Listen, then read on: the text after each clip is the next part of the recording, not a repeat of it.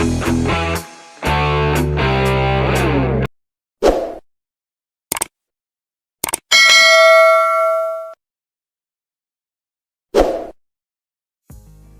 po sa inyong lahat. Ako si Baluti Moto. Guys, tara, samahan niyo ako. Magpapalit ako ng brake pad sa caliper. Dahil kahapon lang naramdaman kong hindi na maganda ang kondisyon ng aking preno sa unahan.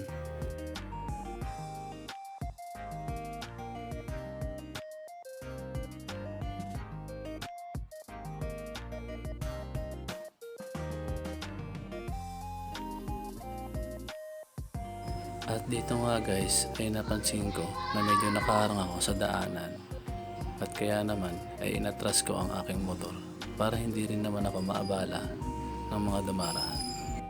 Nang sa ganun ay swabe lang ang ating paggawa.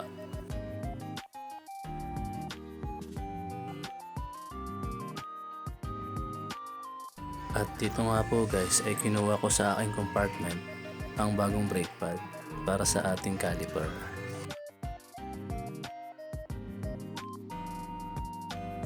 Dito ay tiningnan ko ang preno ko sa aking unahan. Grabing nipis na pala. At kung makikita nyo po ay talagang halos ubos na ang brake pad. Konting-konti na lang talagang kakainin na ang disc brake. Napakadelikado na nito. At ito yung bago kong brake pad. Binili ko sa Yamaha 3S para original.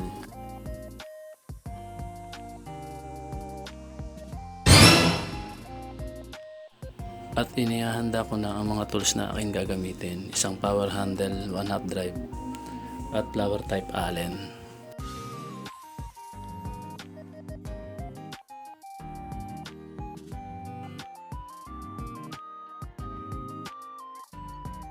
Tara, babaklasin ko na ang caliper.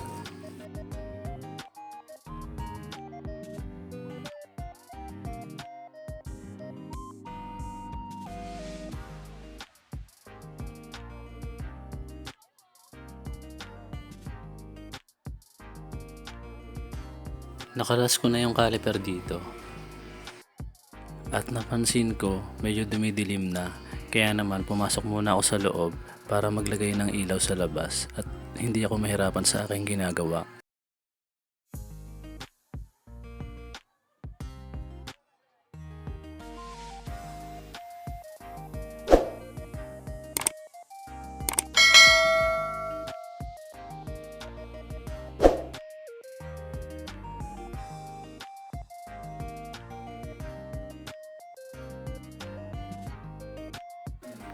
Yun, maliwanag na. Hindi na ako mahihirapan sa aking ginagawa. Wow! Ganito pala ako magbaklas ng brake pad sa caliper. Aalisin ko muna yung dalawang pin.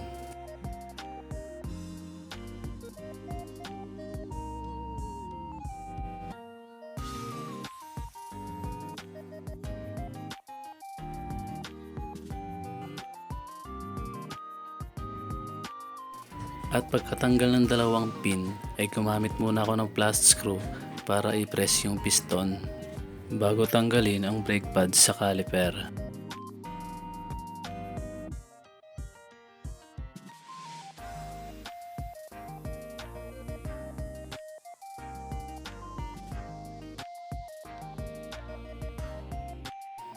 Nang matanggal ko na ang brake pad, ganito na ang itsura niya. Sobrang nipis na, parang 0.5 na lang yung kapal niya at talagang kasahid na to sa disc brake. Napakadelikado na nito guys. Ginamitan ko ng toothbrush para linisin ang caliper. Kaya lang napudpud ang toothbrush, dinilaan ko na lang. Ah?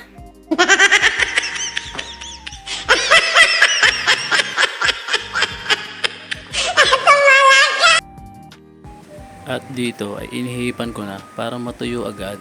What?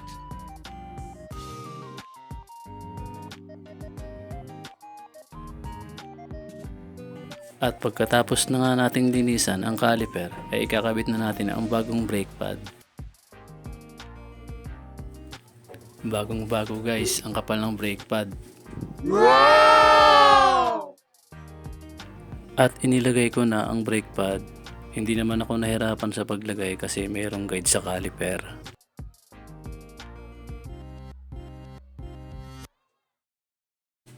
Pagkatapos ay naglagay naman ako ng konting grasa.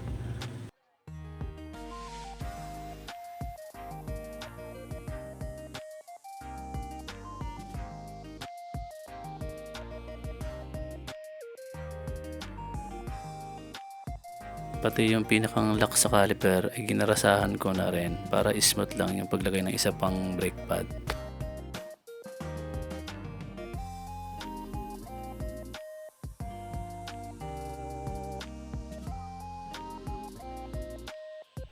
Pagkatapos kong ilagay ang brake pad ay ilalak na natin ito.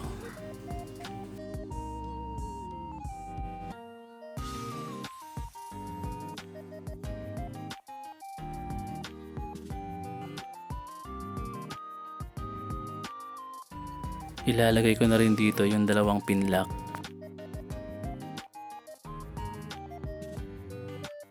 Dito ay sinisigurado ko ang pagkakalagay ng pin lock. Binubusisi ko ng mabuti at sinisigurado kong hindi ito kakalas.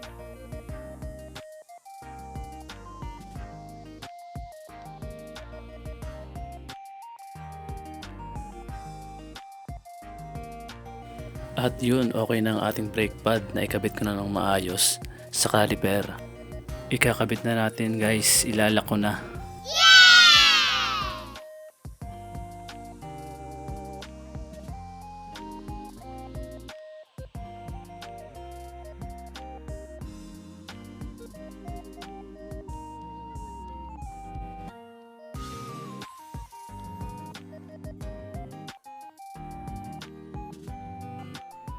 At kung patuloy mo pa rin pinapanood ang video ito, ay maraming salamat sa iyo.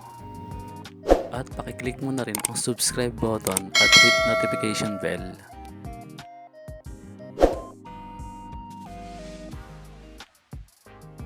Habang hinihigpitan ko ito ay hinahawakan kong mabuti ang tools para hindi dumalas o pumalag sa aking kamay.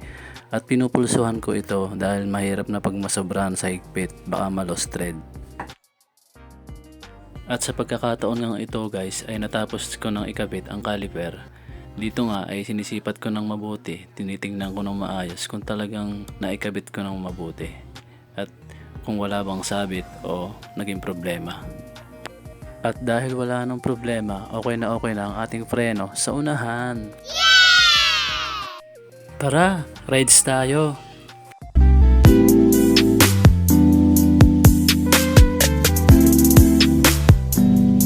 Masilayan lang ang iyong ngiti. Okay gandang isipin ang isang mundong puno ng pag-ibig.